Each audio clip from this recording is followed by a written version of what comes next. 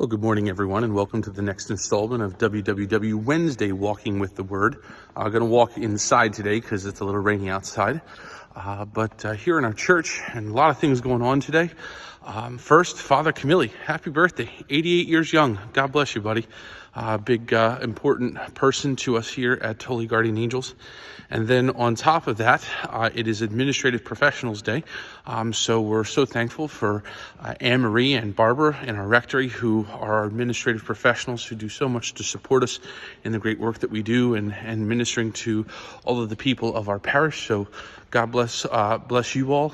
And it is Wednesday of the third week of Easter, and there's things going on here in the church, and hopefully we'll be able to share some of that stuff this weekend. So really exciting stuff. The bishop's coming this weekend for the 9:45 Mass on Sunday, making a pastoral visit, so we're really excited about all of that. But in our readings today, we have the first reading from the Acts of the Apostles, and we see this introduction of the fact that Saul, this guy named Saul, who we know will come to conversion and later be called Paul, he is persecuting Christians. And he's doing this, he's murdering them. And we hear Philip is still doing good works. And I think that, in the gospel, we hear about doing God's will. And this morning in my homily, I likened that to the Our Father. But I think just in a sort of a separate reflection for WWW Wednesday Walking with the Word, it's those things that hold us back from doing God's work and God's will. And I think we always have to be attuned to that. What are the things that are holding me back from doing exactly what God needs me to do? And how do I need to go to God to ask for that assistance that I need to overcome that fear or that worry or whatever it is that's stopping me from saying yes to the complete will of God? You think of Philip in that first reading today. He was focused on his own salvation and the salvation of others.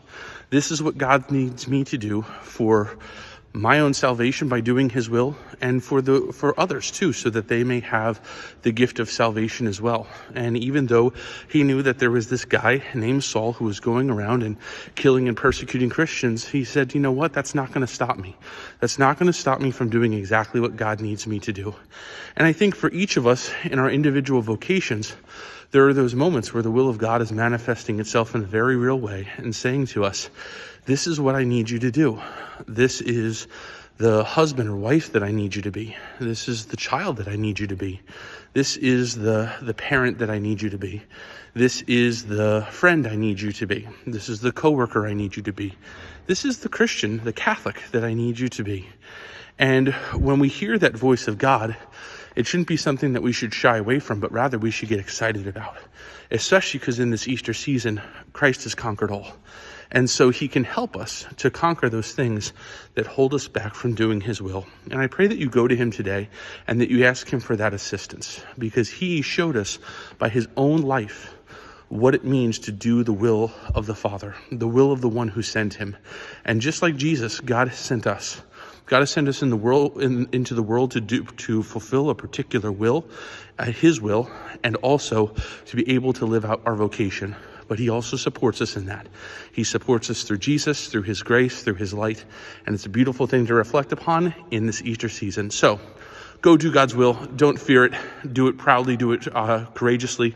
And God will be there to help you. This has been your next installment of WWW Wednesday Walking with the Word. We look forward to seeing you next week. God bless.